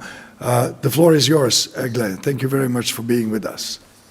Thank you very much for invitation. I'm pleased to be here, and thank you for bringing such as excellent people to talk about main values, what is important for all of us. And I would like to begin with my personal view. So 30 years ago, the Soviet Union collapsed and my country, Lithuania, became independent again. And many countries across Central and Eastern Europe joined European family. And it was time of hope and beginnings. And I believed, and we believed, that democracy would stay strong and would last forever. However, today in this conference, we talked about our democracies, and our democracies are in danger. Today, as many of you already mentioned it, Europe faces new kinds of threats: disinformation, cyber attacks, provocation. European Commissioner Audrius Kubilius said that we're not at war, but we're not at peace either. And this situation may stay with us for a long time. It's not a one moment. So that's why defense is very important. And today defense means resilience, keeping our society informed, confident, and united. If we want peace, what we talk here in Lithuania a lot with our politicians, with our civic society, we must prepare for defense. And I'm really appreciate that today was highlighted 3 main things of democracy: free institution, free media, free people. And then one of these is weakened, democracy suffers. So civic society organization, NGOs, journalists, young leaders is our heart of our democracy. And then government, head state, civic society continues to act to protect, to remind us of our values. But today, many NGOs are under pressure. Many journalists are under pressure. And few examples were presented in previous speeches as well. If we lose our civic space, we lose democracy. Defense is not about tanks or weapons, but it's also, it was told already, it's about the trust. So what I want to highlight one more time, that Ukraine is fighting for its freedom and in the same time for ours. This war is not only about the territory, it's about the future of democracy. Every day, Ukrainians show that freedom can survive aggression, and Ukrainians' courage remind us that democracy is not something given, it is something chosen and defended. So shortly, I would like to there is many things what I would like to share, but having in mind that there is other speeches as well, so I would like to stop here and just to thank you all that you invited me and that I had a chance to speak with you today. Thank you very much for your focused presentation, and I would like to warmly invite you in the name of my colleagues here and in the name of Civil and the Civil Media platform to continue our communication, and please send us your thoughts. We will be very glad to publish them, and also to be part of our Eyes on Democracy podcast that I'm having the honor and pleasure to conduct, to produce with Mr. Casale here. And of course, this is not only an invitation for you, but also for all the others here tonight with us. I'd like to next ask Mr. Michael Clayforth Carr, consultant to the airspace, defense and security sector and advisor to the United Kingdom government, to share his thoughts about Europe's and Ukraine's future, and what are the lessons learned and possibly the next steps, especially in this very, very important sector in which he's working and building his expertise. Thank you very much for being with us, Mr. Clayforth Carr, and please, the floor is yours. Okay, thank you. And thank you, everyone. It's been really interesting so far, and I wanted to focus on the industrial perspective, if I can, just to set the scene, and then to talk a little bit about defense industrial capacity, innovation and learning from Ukraine, economic and political sustainability, and the implications for the coalition. I think we've started off with what you might call an emergency response to supporting Ukraine, and I think now that's changed. So we've been looking at how we can help them militarily, how we can build fighting capability, both defensive and offensive, and I think now we're moving into talking about reconstruction, economic growth post-conflict. But how do we do that, and what are we doing in the meantime? And I think the other element that's come out is we maybe started off helping Ukraine, but they needed our help. But I think actually we need their help as much as they needed us. And the reason for that is that I think Russia needs to realize that we are credible and capable. We have a lot of capability, but I think the one thing that's really been apparent in this conflict is understanding what's worked, which is quite different from what we assumed would work militarily. And the Ukrainian conflict and the Ukrainians have shown us that in spades, just how different it is to what we imagined. I think there's an element which I think has run through a lot of the speakers today, this idea of a narrative, a language, an ambition. And I think that there's a lot of things that we say politically, and they mean something to us politically, and it's important to have the political support and will. But it's how do you then turn that into something, something tangible? I think the thing that's happened is, and over the years really, is we've seen the budget increasing because of the US influence. We've seen budget increasing in all of the countries and a commitment to spend more. But that spend hasn't happened. It hasn't happened. It may be helping support and buy equipment and so on for Ukraine. But within the countries, we need to look more powerful, more capable, more credible than we've ever looked. And I think the other thing that has surprised me is the way in which we can no longer rely, as we used to, on US support. We will still need that. But I think one of the implications is we absolutely need to be more in control of our own destiny. But we still have a reliance on the US, and that will probably continue in some way. But I think the Ukrainians have shown us what works, and I think the lack of support that we had anticipated, although maybe it was flagged before Trump came into power, we perhaps shouldn't have expected all of that. It has raised the stakes, if you like. And I think when you then move on to the defense industrial capacity, I think we're moving more to a phase where we're focused as much on industrial output as we are on political will. I think all the words, all the sentiments are real, they're sincere, and they're evident. But we've got to look at how we increase our industrial output, not only to support the Ukrainians, but actually for our own benefit. And I know from the UK how important that is. I think, in terms of ammunition, drones, air defense systems, repair capacities, etc.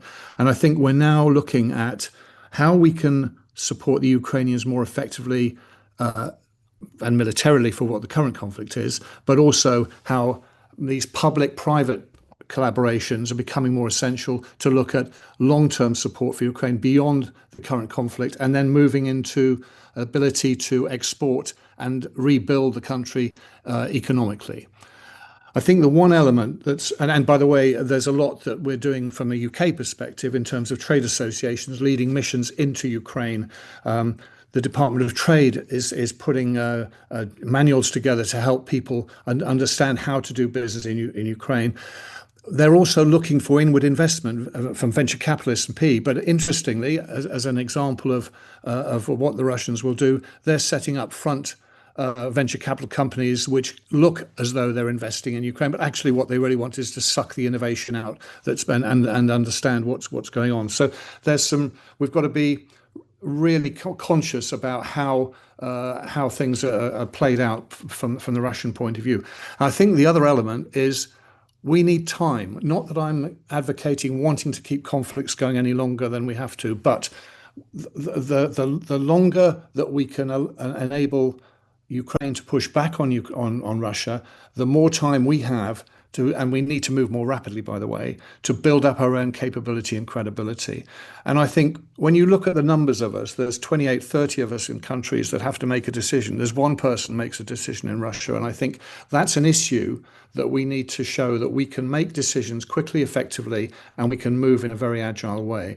I think one of the most important lessons, though, is the innovation and learning from Ukraine.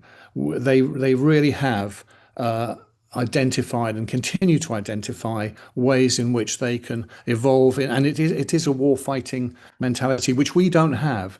And I think the point has been made through these various talks this afternoon about we understand what the threats are, we understand what needs to be done, but the wider public in our respective countries don't quite see that way. If anything, they maybe feel things aren't quite working, things aren't quite going Ukraine's way, it's inevitable, they'll have to capitulate, etc., etc. So these are things that we need to counter, and we need to counter them not just with words, because they hear a lot of words.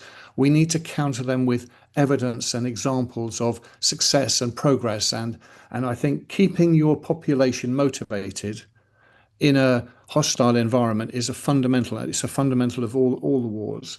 And I think there's a twin track approach here, which is helping Ukraine, but helping Ukraine to also help us, because we need to move forward together. And I think the talking to Ukrainians, certainly in the embassy in London, beyond this conflict, we want to be able to leverage the partnerships that we've created to actually enable them to build an export capability. In the Strategic Defence Review in the UK, we have specifically identified the way in which the innovation coming out of Ukraine needs to be embodied in our own strategic defence plans.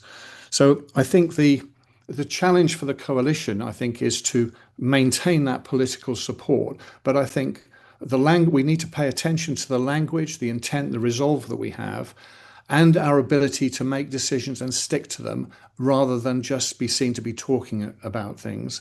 And I think it's how that then translates into positive action. And when we need the time to build up our own capabilities, and some countries are doing this faster and more than others, but it's something that we really do need to show that we actually are increasingly powerful and less attractive for Russia to take on. And when we provide support to Ukraine, we provide it where it's serious and it's credible, and it's not just a bunch of Europeans talking about it.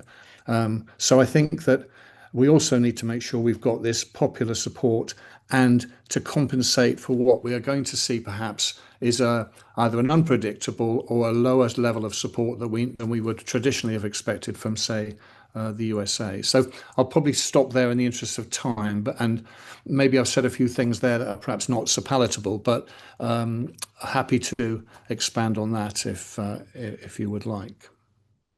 Thank you very much, Mr. Clifford Carr. Actually, you've made several points that have to be repeated more frequently, and we've been long waiting for being heard that actually Ukraine has taught us a lesson, a number of lessons, all the way since the Maidan revolution, and especially from the first hours of the brutal invasion 3 years ago by its Russian superpower dictatorship regime. Thank you very much indeed, and certainly will remain in contact with you and your knowledge, because it's crucial to understand the dynamics of the European and Ukrainian future. Now I'd like to invite Katerina Pavlova from CRISP Berlin, who is right now in Kiev, if she's still with us. No.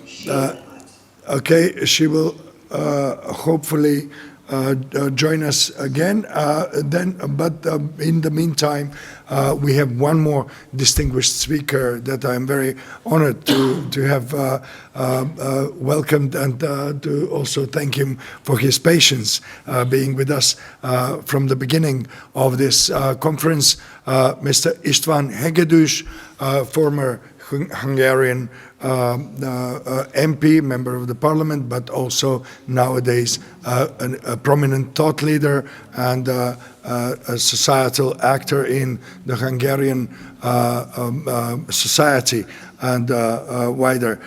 Good evening, Mr. Hegedűs. Thank you for being with us. What would you say about the European and Ukrainian joint future? Did we learn the lessons, or we still need to learn? And what should be our next step? You coming from a very interesting country, to say the least. Would be great to hear from about your thoughts. I see that Katya is rejoining us, but she unfortunately lost her order for the time being. I'd like to give the floor now to Mr. Hegedűs. Here you are. Thank you very much, Shabir, and thanks for the invitation to you and, of course, Roger, who suggested me to be invited. And I'm sorry, Katya, that I am first now and you only follow me. And yes, of course, I will talk a little bit about Hungary, because as you, Shabir, mentioned, interesting is the last word we might use about today's Hungary. But first, let me express my great attitude as a Hungarian and European. Also, I would like to express my solidarity with Ukraine. And as many of you already emphasized, that Ukrainians are fighting for their freedom and their independence, but actually not just for themselves, but for Europe, and maybe we can say for the globe. And I think we should support this struggle and fight full-heartedly. Actually, this struggle already reminds me of our own revolution, the Hungarian uprising in 1956, when a former generation, I was born after that, fought for freedom and independence, and finally this revolution was brutally oppressed by Soviet tanks. So we should remember this historic facts, and we can only hope, and I hope very much, that this time we have a chance to win over more or less the same evil as previous generations fought against the communist regimes, Stalinism, and so on. Now, my second point is what you have already mentioned, Shabir, is the special case of Hungary. because contradicting to our national history and also our shared mythology, the Hungarian government has developed a hostile attitude towards against Ukraine. I have to emphasize here that this is the government, not our nation, which has created this climate in Hungary, and it expresses this hostile attitude also at European level. Or Viktor Orban, our prime minister, expresses his views at the European Council and all over in Europe, giving interviews, attacking Ukraine, and so on. He tries to block Ukraine's future accession to the European Union. And I might say only because of selfish reasons, because of economic chauvinism. And of course, he has a domestic strategic calculation, which means that creates enemies. He has created already a lot before. You might probably know George Soros of the people in order to mobilize his own political camp.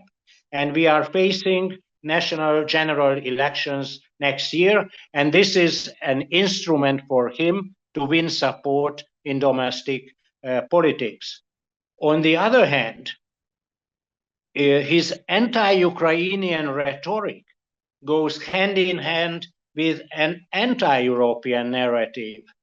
Both are based on accusations and fake news, often using Russian narrative or just creating his or his government's own rhetoric, maybe not going so far calling Zelensky a Nazi, because that would be too much for the Hungarian public, but using a language against Zelensky and the Ukrainians, which is very similar to Russian propaganda.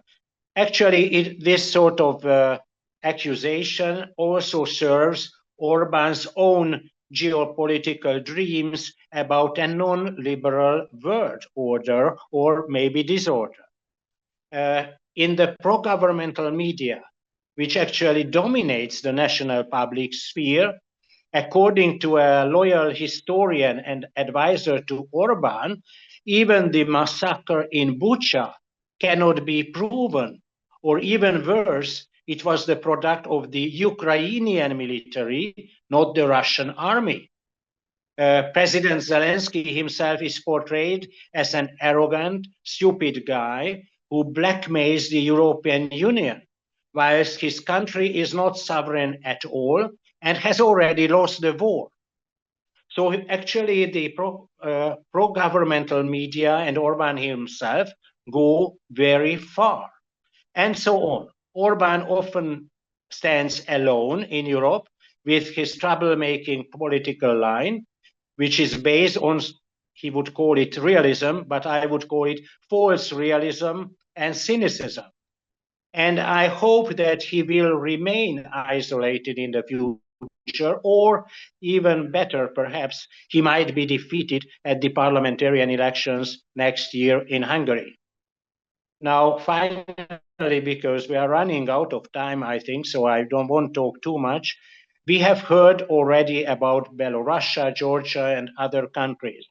And now I have talked about the Hungarian case, but especially because it can be useful for North Macedonians to study and learn about democratic backsliding within the European Union.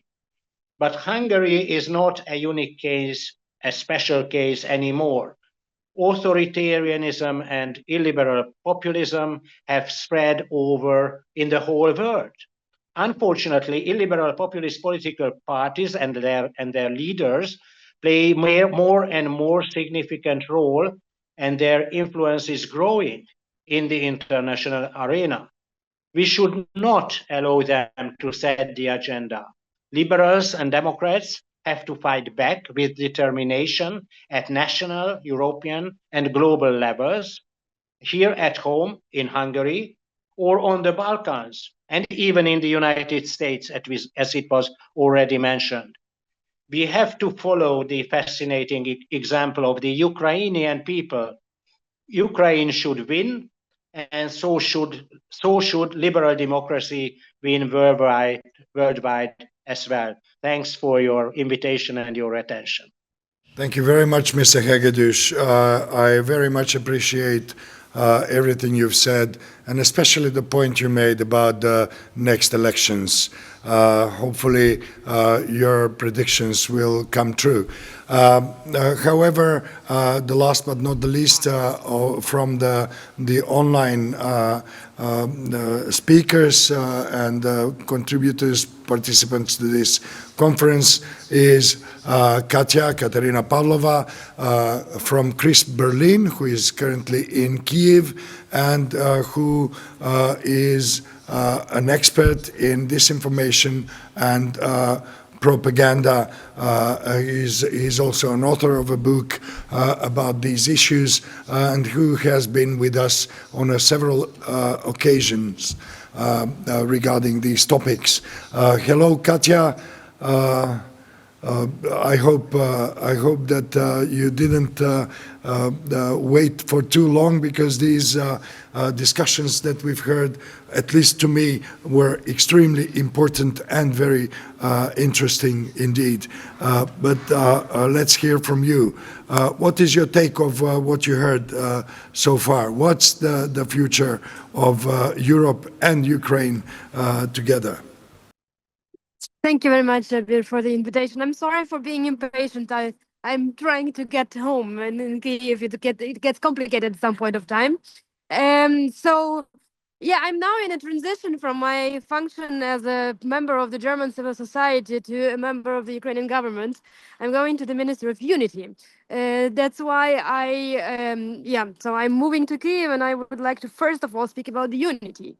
So I think this is the main weapon that we can take against the invader. As long as we are united, we can be strong. And this is, I would say, the lesson number one from Ukraine, that since this society, this nation is united, we can actually continue fighting. And Russia is really examining very precisely what are the divisions in the Ukrainian society. For example, one of them is just misusing the division between those who stayed in the country and those who had to flee. And they are really penetrating the digital space and making this myth sound like it's bigger than it actually is. So that many people living abroad think that they are not welcome here, which is not true.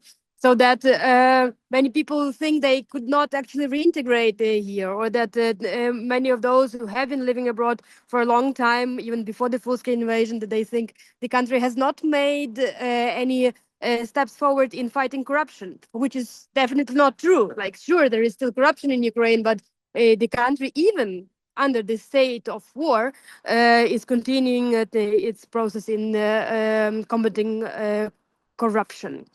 So yeah, unity, I think, is number one lesson learned from Ukraine, and I think it also goes for Europe and the whole the world. As long as we say that, yes, we still stay united for fighting for democracy, we can continue fighting. My second lesson learned is the role of civil society. We all know that it has played a crucial role in defending Ukraine, because so many of those who have been the active civil society members took the weapon and went to protect the motherland. And I think that as it is hostile to you, it was that hostile to them too, that instead of standing for the nonviolent resistance on Maidan, and we've been doing it. Every generation in Ukraine has done it. It was the Revolution of Granite in 1990, then 2004, then 2013. So we've trained this nonviolent resistance from generation to generation, and then all of a sudden you have to learn to actually take the weapon in your hand and go against your principles. And I wish it never happened, but it did. So yeah, I would say training the civil society and not getting out of the out of the how should I say, being used to standing out for your freedom, even when it is dangerous. I would say that's a lesson learned for Ukraine and also for the world.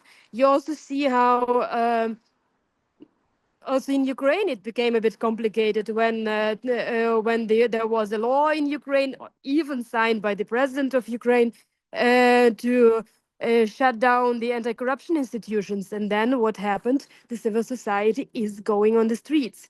And yes, I know it is dangerous to go on the streets in Belarus. I know it is dangerous to go on the streets in Russia, but it is at least as dangerous in Ukraine. But not because our government will shut us down, but because the Russian government will shell us.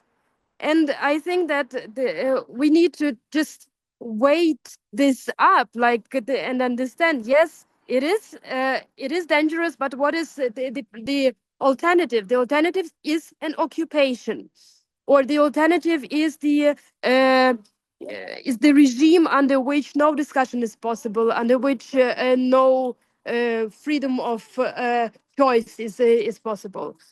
So that's my number two, the civil society. And the third, I would say, the international solidarity.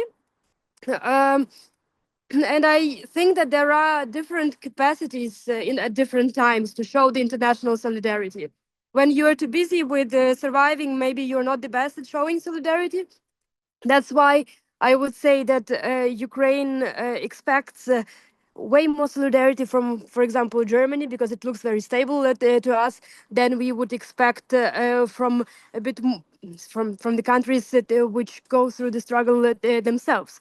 But I see a lot of solidarity from North Macedonia, despite how complicated it is. So I just wish that it continues being like that, that we, even if we are too busy with our internal struggle, that we also support those who are on the front.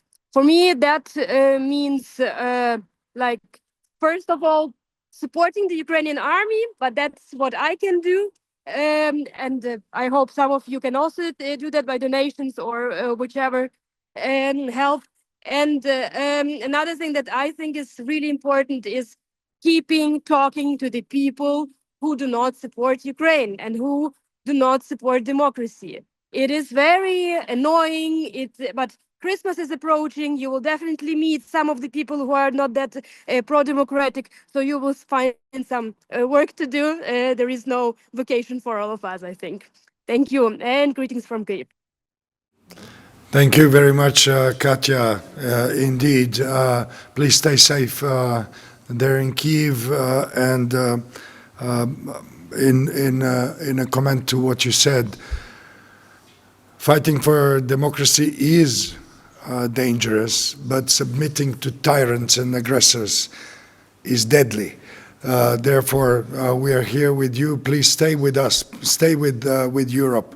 You and Ukraine as a whole. Ukrainian nation showed us what fighting for freedom and democracy means.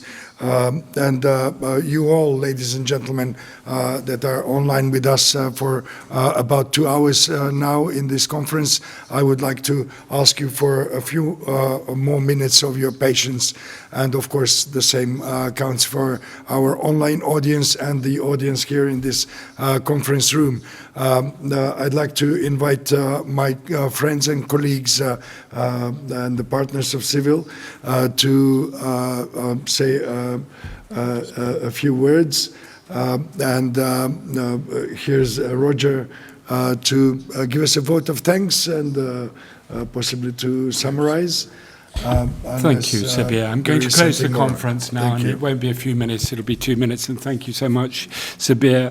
Let me take 2 minutes just to give a vote of thanks. I've been really inspired by everything that everyone has said this evening, and perhaps it was particularly fitting that we closed with Katya Pavlova walking courageously through the streets of Kyiv without fear in her heart, because fear is exactly what Vladimir Putin wants to put into the middle of our lives, the center of our lives, whether in Ukraine or in the rest of Europe. And that is why it is so important that we all become defenders of democracy, not just the governments, not just the MPs, but all of us as citizens. And I'm a citizen now, but 20 years ago I was an MP.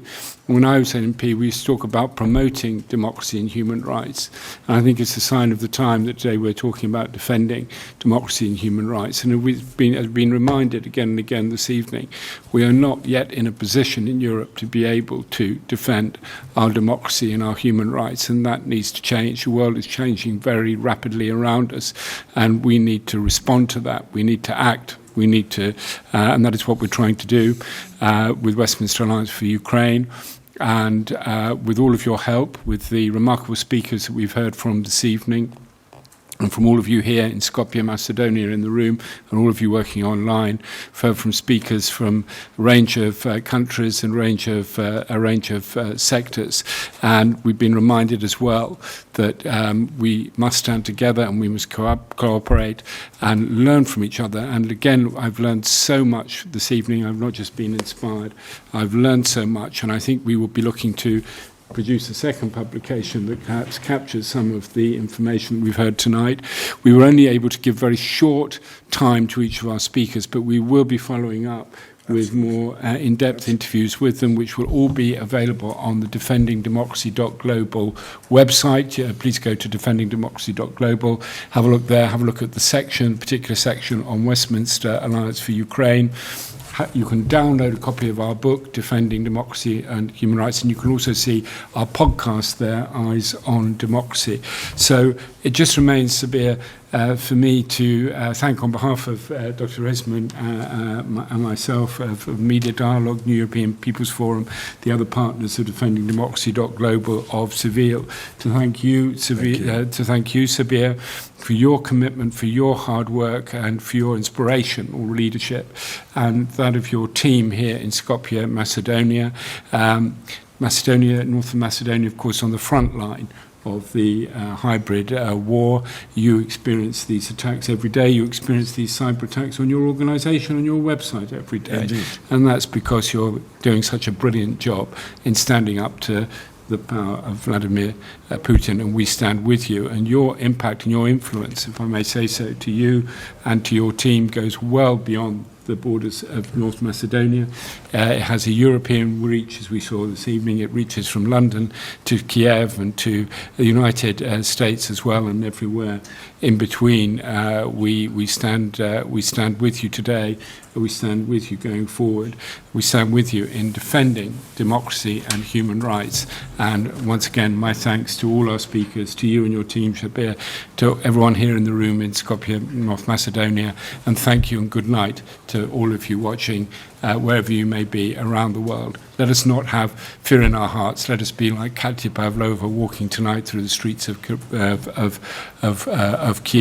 with courage in our hearts, with hope for the future, and with a determination to work together to get to the position where we really can, in a practical way and not just aspirationally, defend our democracy and our human rights. Thank you very much and good night from Skopje, North Macedonia.